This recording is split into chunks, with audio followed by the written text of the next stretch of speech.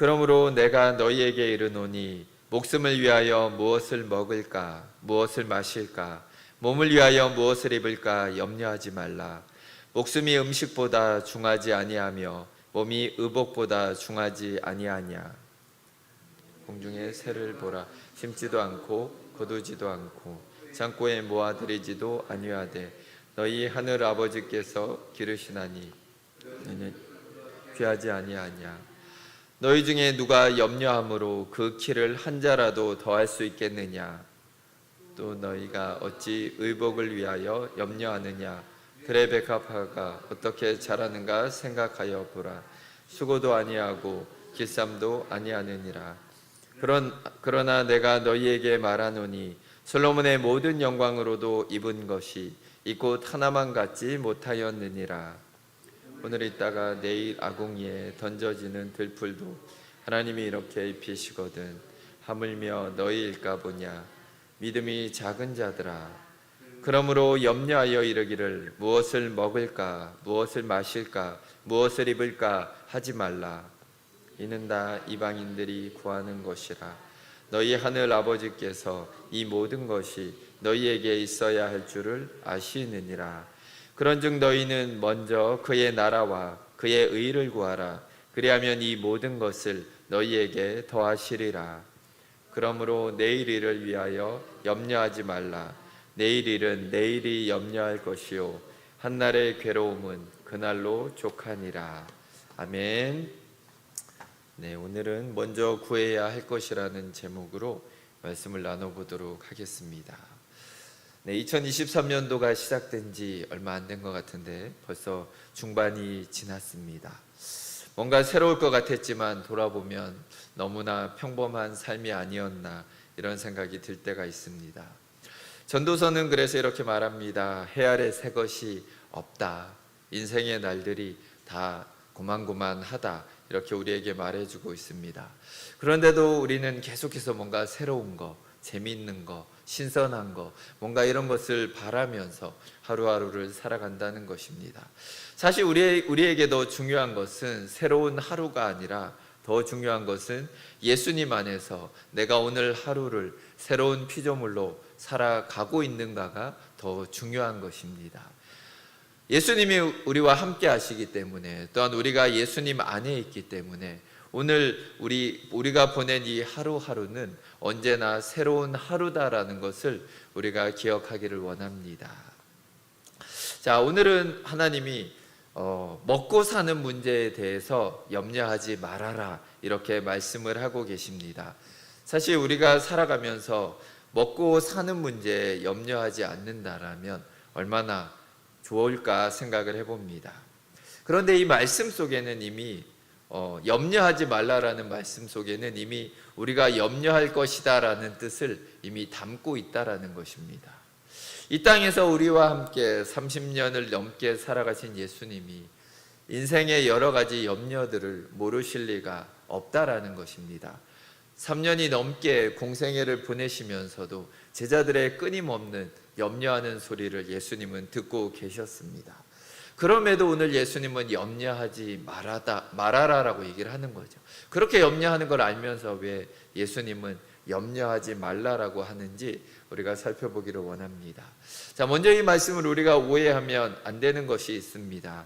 이 말씀이 세상에서 말하는 긍정주의나 낙관론을 말하는 것은 아니다라는 것입니다. 안 믿는 사람들 중에서도 낙천적으로 살아가는 사람들이 있습니다. 그냥 잘 될 거라고 생각하면서 염려하지 않고 그냥 할 수 있다, 해봐라, 하면 된다, 반드시 될 거야 이런 생각으로 살아가는 사람들이 있습니다. 그런 삶의 태도는 물론 좋은 것입니다. 하지만 문제가 있다라면 그들의 생각대로 반드시 보장되지는 않는다라는 것입니다. 하지만 하나님의 말씀은 우리에게 중요한 것은 보장이 되는 말씀이라는 것입니다. 하나님이 이렇게 말했다라면 반드시 그렇게 된다라는 것입니다. 하나님이 직접 보증을 서주시면서 이 말씀대로 하면 내가 그렇게 해줄게라는 확인을 해주신 말씀이다라는 것이 세상의 긍정적인 그런 모습과는 너무나 큰 차이를 보이고 있다라는 것입니다. 자, 그렇다고 우리가 예수님이 책임지시니까 무책임하게 그냥 막 살아도 된다라고 생각하는 것도 또한 잘못된 것입니다. 자, 우리가 내일에 대한 무책임하게 게으른 삶을 사는 것은 그것은 하나님을 신뢰하는 것이 아니라 도리어 하나님을 시험하고 있는 것입니다. 혹시 우리 안에 또 하나님이 어차피 다 알아서 해주실 텐데 예정론을 너무 강조해서 어차피 하나님이 다 이미 정해 놓으셨는데 그냥 아무것도 안 해도 되겠지라고 생각하는 것은 또한 하나님을 시험하는, 또 그렇게 행동하면 안 된다라는 것을 우리가 기억하기를 원합니다. 자, 오늘 말씀은 사실 물질적인 것보다 더 근본적인 것을 예수님 우리에게 말씀해 주고 계십니다. 자, 오늘 본문에서도 예수님의 말씀을 듣기 위해 모인 사람들은 모두 근심을 아주 한 짐씩 쥐고 모인 상황입니다. 자, 그들에게 무엇보다 가장 큰 근심은 물질에 대한 근심일 것입니다. 무엇보다 가난한 군중들이 구름대같이 모여서 예수님을 둘러싸고 있습니다. 그들은 예수님이 메시아가 아닐까라는 기대를 하고 있습니다. 예수님이 메시아라면, 그가 정말 구원자라면 우리의 가난도 다 해결될 것이다라는 그런 기대감을 가지고 있었다라는 것입니다. 자, 그들도 이렇게 결국 물질적인 기대감을 가지고 있는 것처럼 또한 우리에게도 물질적인 문제에 대해서 하나님은 말씀하고 계시는 것입니다. 우리가 살아가면서 돈 문제만 해결돼도 사실 큰 짐은 내려놓는다라고는 생각을 아마 누구든지 하게 될 것입니다. 하지만 오늘 말씀은 앞부분과 이어진 설교입니다. 의식주에 대해 염려하지 말라라고 하신 말씀을, 그 핵심을 이해하기 위해서는 그 앞에 24절을 살펴볼 필요가 있습니다. 24절에서는 너희가 하나님과 재물을 겸하여 섬기지 못한다라고 말하고 계십니다. 결국 돈에 대한 염려의 문제는 하나님을 섬기느냐 아니면 재물을 섬기느냐와 직접적인 관련이 있다라고 말해주고 있는 것입니다. 자, 하나님과 돈이 어떻게 선택의 문제인가? 우리는 이런 생각을 할 수가 있습니다. 그러나 예수님이 보실 때 이 문제가 해결되지 않는다라면 구원의 문제이든지 아니면 염려의 문제이든지 한 발자국도 나아갈 수 없다라는 것을 우리 예수님은 무엇보다 잘 알고 계셨습니다. 자, 우리의 갈등은 하나님도 포기할 수 없고 물질도 포기할 수 없다라는 것이 사실 우리 안에 있는 갈등이라는 것입니다. 그래도 성도들에게 야, 너가 둘 중에 하나만은 선택해봐라 그러면 아마 고민을 하다가 그래도 아마 하나님을 선택하는 분들이 아마 오늘 오신 모든 분들이라고 저는 믿고 있습니다. 자, 왜냐하면은 하나님은 우리를 책임져 주시지만 돈은 우리를 책임져 줄 수가 없다라는 것입니다. 세상에 돈이 있는 많은 사람들이 있습니다. 하지만 그들이 모두 행복한 삶을 살고 있는가? 우리는 알고 있다라는 것입니다. 돈이 있는 가정들이 얼마나 또 행복하지 않은 가정이 많은지 우리는 알고 있다라는 것입니다. 자, 우리도 돈을 좋아하지만 결국은 둘 중에 하나를 선택하라면 언제나 하나님을 선택할 것입니다. 왜냐하면 이 세상의 재물은 하나님이 모두 관할하고 계시다라고 성경은 말하고 있습니다. 학개서 2장 8절을 보시면 은도 내 것이요 금도 내 것이니라 만군의 여호와의 말이니라. 시편 50편 10절 11절도 보시면 산림의 짐승들과 뭇산의 가축이 다 내 것이며 산의 모든 새들도 내가 아는 것이며 들의 짐승도 내 것이미로다 이렇게 말합니다. 사무엘상 2장 7절은 여호와는 가난하게도 하시고 부하게도 하시며 낮추기도 하시고 높이기도 하시는도다 이렇게 성경은 말하고 있습니다. 결국 말씀들을 통해서 보면 세상의 물질을 주관하고 계시는 분은 하나님 우리 아버지다라는 것을 정확히 알 수가 있습니다. 자, 이렇게 보면 돈의 주인이 하나님인데 우리가 하나님 아닌 돈을 선택하는 것은 무엇보다도 어리석은 것이다라는 것을 우리가 기억하기를 원합니다. 자, 우리 하나님은 우리가 생각하는 것보다 더 우리가 돈에 대해서 관심을 갖고 있다라는 것을 알고 계시고 또한 그만큼 우리의 삶 속에서 또한 관여하고 계시다라는 것을 오늘 말씀을 통해 알 수가 있습니다. 자, 하나님께서는 피조물의 모든 먹고 사는 것에 대한 책임이 본인에게 있다라고, 하나님 자신에게 있다라고 우리에게 말씀해 주고 있는 것입니다. 하나님을 의지하는데 굶어 죽었다, 이런 얘기를 하나님은 결코 용납하실 수 없는 분이다라는 것입니다. 왜냐하면 하나님이 직접 만드셨고 하나님이 직접 돌보고 계신데, 그런 사람이 한 명이라도 굶어 죽었다 이런 얘기를, 또한 이 세상의 모든 피조물이 그렇게 잘 안 됐다라는 얘기를 하나님은 견딜 수가 없으시다라는 것입니다. 왜냐하면 우리 하나님은 완전하신 하나님이십니다. 창조 때부터 그 완전함은 지금까지도 변함없이 유지되고 있다라는 것입니다. 자, 하나님이 만일 우리의 삶 속에서 직접적으로 개입하지 않으셨다라면 아마 예수님은 이렇게 말하셨을 것입니다. 신앙적으로는 나를 믿어라. 하지만 생계 문제는 너희 힘으로 최선을 다해서 해결해라. 이렇게 얘기를 하실 것입니다. 부동산을 배우든지 주식을 하든지 펀드와 적금을 들든지 너가 머리를 굴려서 살 길을 찾아라. 성경이 이렇게 말한다라면 우리가 도리어 더 쉽게 받아들일 수 있을 것입니다. 그런데 성경은 그렇게 말하지 않습니다. 도리어 하나님을 더 신뢰하고 하나님 앞에 맡겨라라고 성경은 말하고 있다라는 것입니다. 하나님은 자꾸만 우리를 책임지시겠다라고 말하고 계시는 것입니다.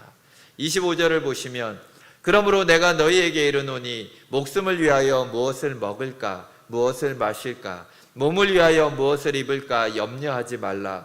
목숨이 음식보다 중하지 아니하며 몸이 의복보다 중하지 아니하냐. 자, 이 말씀이 어떤 뜻이냐 하면 결국 내가 너에게 생명과 몸을 주었는데 그거를 유지할 수 있는 것들을 내가 당연히 주지 않겠냐라는 말씀이라고 여러분이 보시면 됩니다. 우리에게 생명을 주신 분, 또한 우리에게 또한 이 육체를 주시고 이 땅에서 살게 하신 분이 이 땅에서의 모든 삶과 필요들을 채워주지 않겠냐라고 도리어 하나님은 우리에게 묻고 계신 것입니다. 자, 생계에 대해서 우리가 지나치게 염려하는 것은 결국 생명과 우리의 몸을 허락하신 하나님을 우리가 잘 모르고 있다, 결국 잘 못 믿고 있다라는 것과 같은 표현입니다. 그래서 예수님은 이것을 설명하기 위해서 주변에 있는 몇 가지 조연들을 끓여드리고 계십니다. 먼저 날아가는 새를 가리키십니다. 공중의 새들이 굶어 죽지 않는 것을 보라고 말하고 계십니다.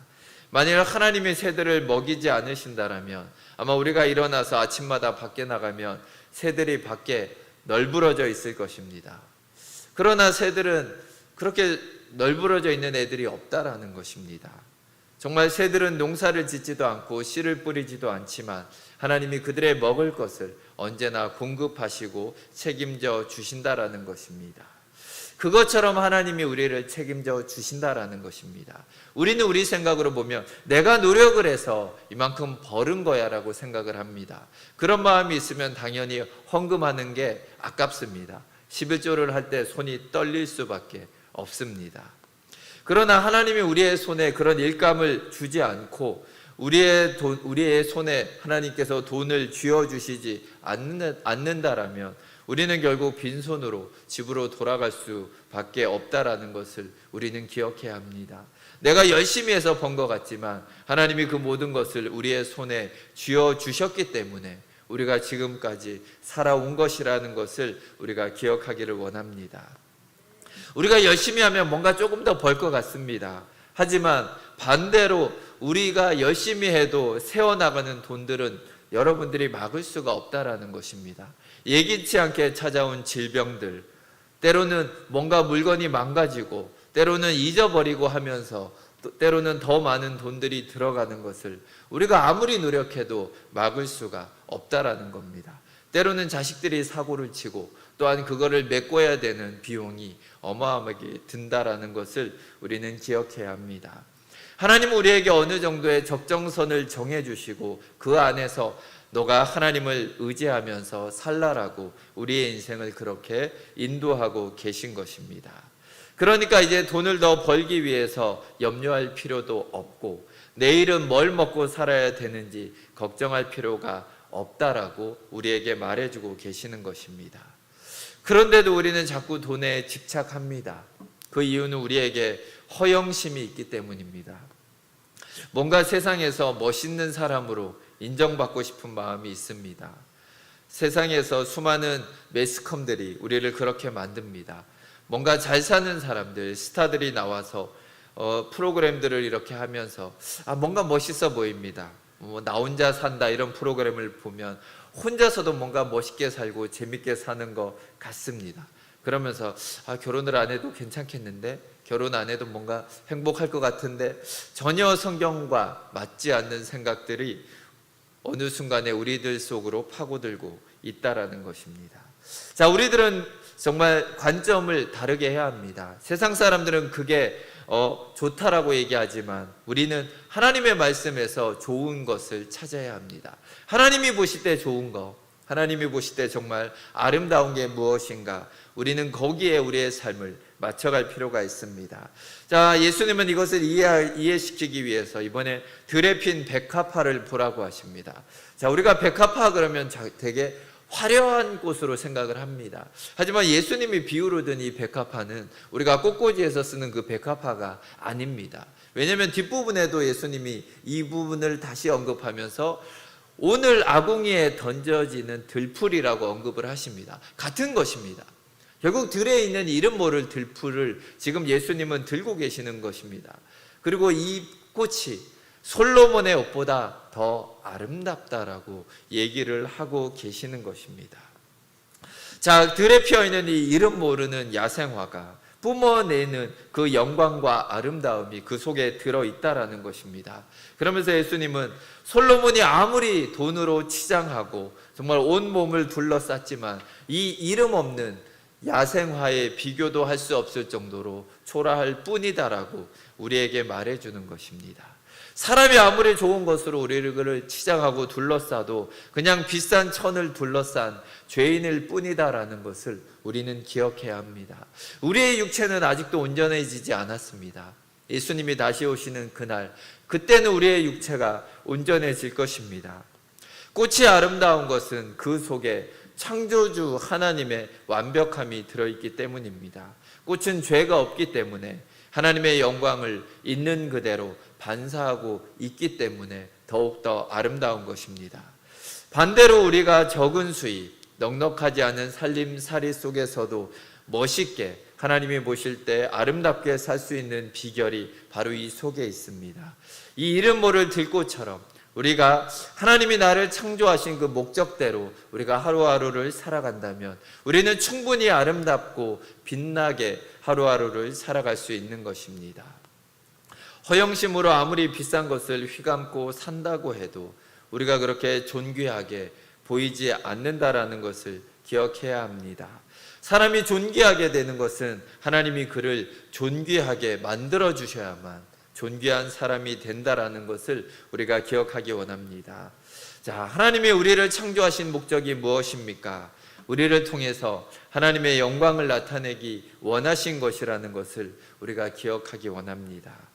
그러므로 우리는 세상의 기준이 아니라 하나님의 기준으로 살아가는 것이 이 땅을 살아가는 가장 존귀한 삶이라는 것을 우리가 기억하기를 원합니다.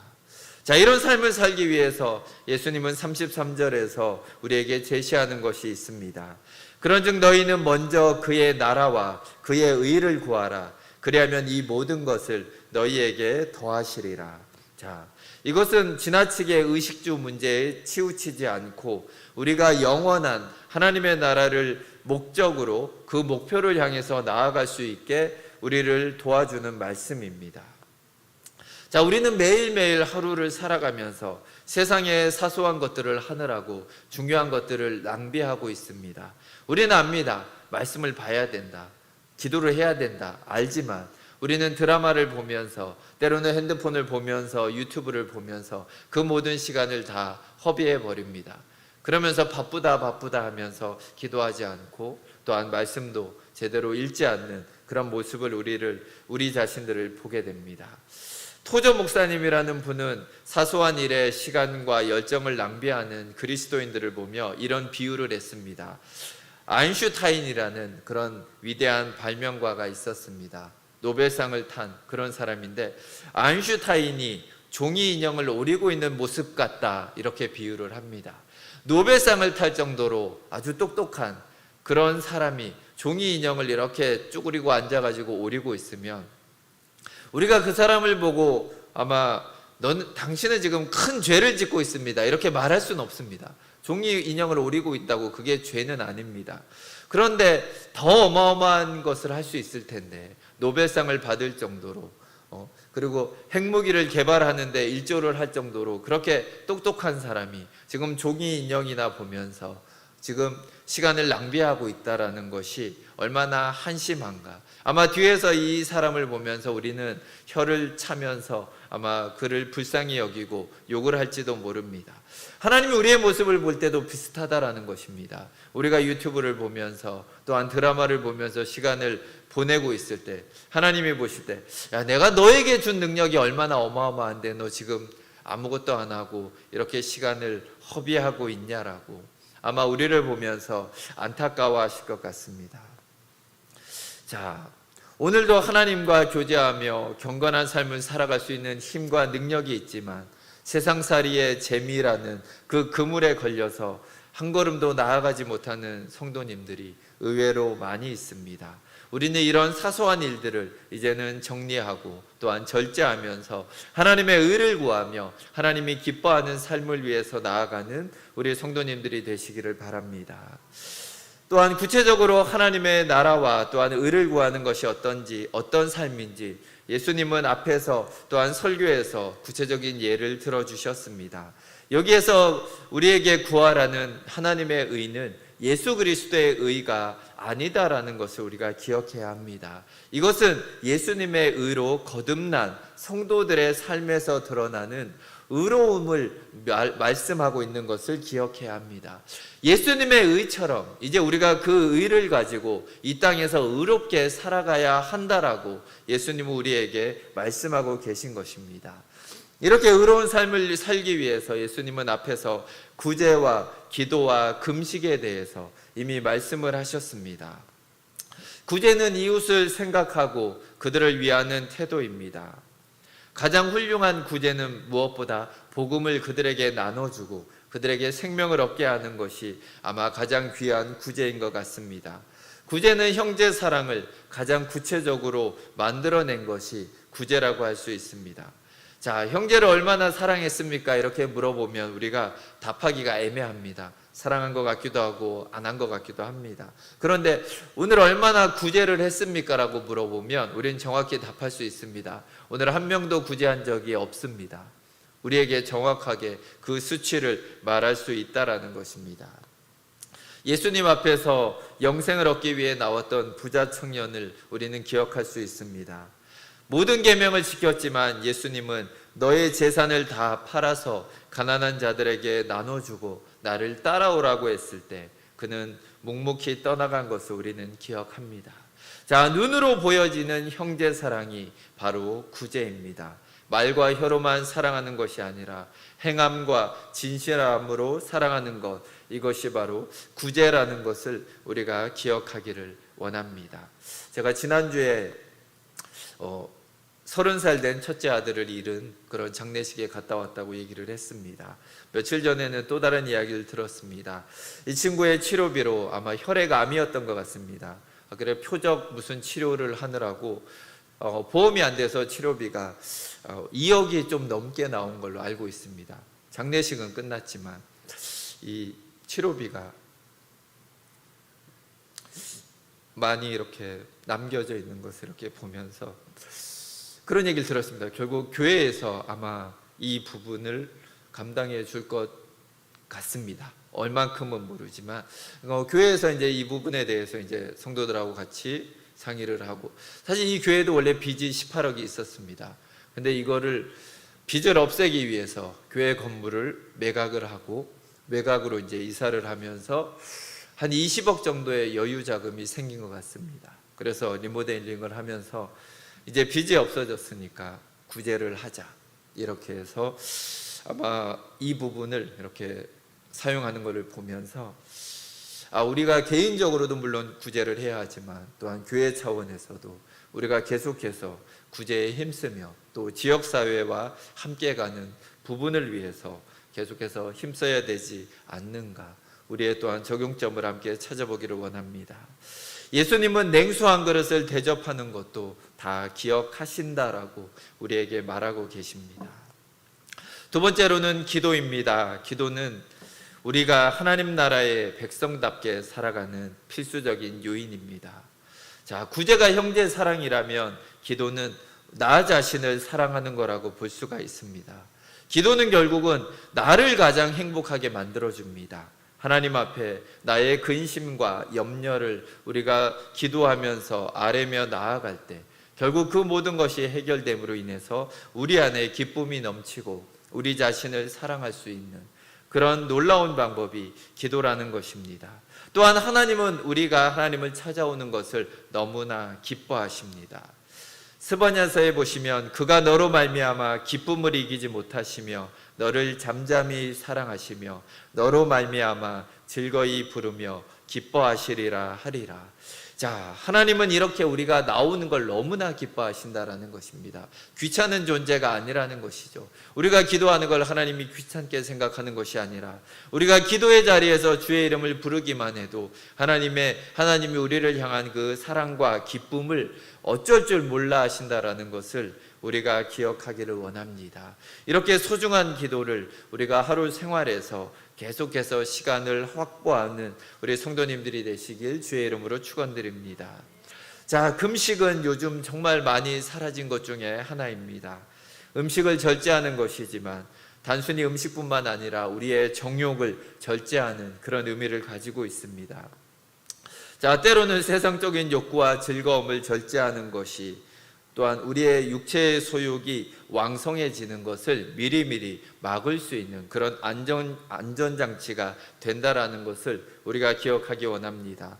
먹는 것은 죄가 아닙니다. 하지만 우리가 먹어봐서 압니다. 하나만 더 먹어야지 하다가 어느 순간에 뱃살이 자꾸 붙는 것을 우리가 압니다. 그리고 이제 돈을 써서 이제는 또 살을 빼야 된다라고 차라리 헌금을 하면 되는데 그 돈으로 다이어트를 하는 이런 무지한 모습들을 우리가 보이고 있다라는 것입니다. 내가 먹어서 몸이 망가졌는데 또 몸에 좋은 거를 또 계속 사 먹습니다. 자, 악순환이 계속 반복되는 것입니다. 자, 우리가 즐거워하는 것도 때로는 우리가 이렇게 금식해야 됩니다. 단순히 먹는 것뿐만 아니라 핸드폰도 좀 금식해야 됩니다. 미디어도 내려놔야 되고 때로는 텔레비전도 좀 어디다 집어 던져야 됩니다. 그렇게 금식하면서 내가 진짜 하나님 앞에 나아가야 됐구나, 내가 정말 이 세상에 하나님 아니면 안 되는구나 라는 것을 우리가 깨닫는 금식이 정말로 필요합니다. 하지만 우리가 구제와 기도와 금식에서 예수님이 우리에게 경고한 것을 기억해야 합니다. 이것이 결코 외식이 되어서는 안 됩니다. 나의 자랑이 되어서 내가 이렇게 하나님을 사랑한다라고 우쭐거리는 그런 모습으로 나오면 안 되는 것입니다. 자, 이제 마지막으로 34절에서는 이 오늘의 염려의 문제를 미래까지 연결시키는 것을 우리는 보게 됩니다. 34절에서 내일 일을 위하여 염려하지 말라. 내일 일은 내일이 염려할 것이요 한날의 괴로움은 그날로 족하니라. 자, 이 얘기는 무슨 얘기냐? 하나님이 오늘을 다스리는 것처럼 하나님은 내일도 우리를 다스리실 것이다라는 것을 우리에게 말해주고 있습니다. 매일매일 오늘도 우리가 감당해야 할 짐이 있습니다. 또한 우리에게 불편한 상황들이 있고 문제가 있습니다. 그러나 오늘 하루도 하나님이 그것을 견뎌내고 헤쳐나갈 수 있도록 은혜와 지혜를 우리 가운데 허락해 주신다라는 것을 기억하라는 것입니다. 이 은혜는 내일도 마찬가지로 내가 너에게 줄 것이다라고 성경은 우리에게 말해주고 있습니다. 우리가 내일의 문제를 미리 당겨서 염려해봤자 오늘 감당할 괴로움만 더 커진다라고 우리 성경은 우리에게 말해주고 있는 것입니다. 내일은 내일이 되어야 염려할 문제를 주시고 또한 그 문제를 해결할 수 있는 힘과 능력과 은혜도 내일 주신다라는 것을 우리가 기억하기 원합니다. 예레미야가 3장 22절은 이렇게 말합니다. 여호와의 인자와 긍휼이 무궁하심으로 우리가 진멸되지 아니함이니이다. 이것들이 아침마다 새로우니 주의 성실하심이 크시도소이다. 하나님의 인자와 긍휼이 너무나 크시기 때문에 한 번 도와주고 끝나는 것이 아니라 무궁하다라고 말하고 있는 것입니다. 너 오늘은 죄를 졌으니까 내일부터는 도와주지 않겠다. 이게 아니다라는 것입니다. 매일 아침마다 우리가 살아가는데 꼭 필요한 인자와 긍휼을 하나님은 매일같이 공급해 주신다라는 것입니다. 이것이 하나님의 성품이시고 또한 이것을 바꿀 수 없는 성실하심이 하나님의 본성이다라는 것을 우리가 기억하기를 원합니다. 자, 우리는 내일의 걱정이 없어야지 오늘 평안하게 살 수가 있습니다. 자, 우리가 기억해야 합니다. 내일이 되면 내일의 은혜가 우리에게 있을 것입니다. 그렇기 때문에 오늘 감사하면서 오늘 필요한 것들을 하나님께 구하는 성도님들이 되시기를 바랍니다. 우리는 내일 일을 자랑할 수도 없습니다. 또한 자랑해서도 안 됩니다. 또한 내일 일을 염려하지도 말라라고 성경은 우리에게 말하고 있습니다. 그날 감당할 문제들을 기도하면서 하나님의 인도를 믿고 살아가는 우리 성도님들이 되시길 주의 이름으로 축복드립니다. 자, 오늘 말씀 속에서 예수님은 우리에게 염려하지 말라고 하십니다. 하루하루 생활을 성실하게 감당하고 하나님이 돌보실 부분을 믿고 우리가 감당할 부분은 잘 감당하라라고 우리에게 말하십니다. 오늘 말씀대로 염려를 하나님께 맡기고 기도하는 성도님들이 되시기를 바랍니다. 또한 이 땅의 문제에 집착하면 집착할수록 우리의 염려는 더욱더 많아집니다. 먼저 하나님의 나라와 하나님의 의를 구하는 삶을 추구하면 하나님이 모든 것을 더해 주신다라고 우리에게 약속해 주십니다. 그러기 위해서 구제와 기도와 금식을 우리는 기억하기 원합니다. 지금까지 하지 않았던 거, 저는 여러분에게 무엇보다 금식을 추천드립니다. 금식을 하면 기도는 덩달아 하게 돼 있습니다. 배가 고파서 기도 안 할 수가 없습니다. 기도를 저절로 하게 되는 게 금식인데, 그렇다면 저는 살도 빼고 영적으로도 살이 찌는 금식을 여러분에게 추천드립니다. 일주일에 한 끼라도, 제일 좋은 건 점심입니다. 점심을 굶으십시오. 그러면 정말 기도가 저절로 나옵니다. 힘이 하나도 없고 뭐 다른 걸 하고 싶어도 할 마음도 없습니다. 정말 하루에, 정말 일주일에 한 번이라도 점심을 금식하시면서 하나님의 사랑을, 또 내가 얼마나 먹는 것에 의존했는가 우리가 돌아보기 원합니다. 제가 이 설교를 하려고 오늘 점심을 금식을 했습니다. 해보니까 압니다. 유익합니다. 정말 우리가 하나님 앞에 깨어 있을 수 있습니다. 염려는 하나님 앞에 맡기고 또한 고귀하고 값진 하나님의 자녀다라는 우리의 정체성을 기억하고 당당하게 하루하루 기쁨으로 살아가는 성도님들이 되시길 주의 이름으로 축원드립니다. 함께 기도하겠습니다. 하나님 아버지, 감사합니다. 우리가 너무나 염려하는 것을 주님이 아시면서도 주님은 우리에게 염려하지 말라고 하십니다. 하늘에 나는 새를 먹이시고 들의 들풀에게 가장 좋은 것을 입히시는 분이 우리의 아버지 하나님이다라는 것을 우리가 기억하기 원합니다. 하나님은 동일하게 우리에게 하루하루 모든 것을 채워주시고 공급해 주십니다.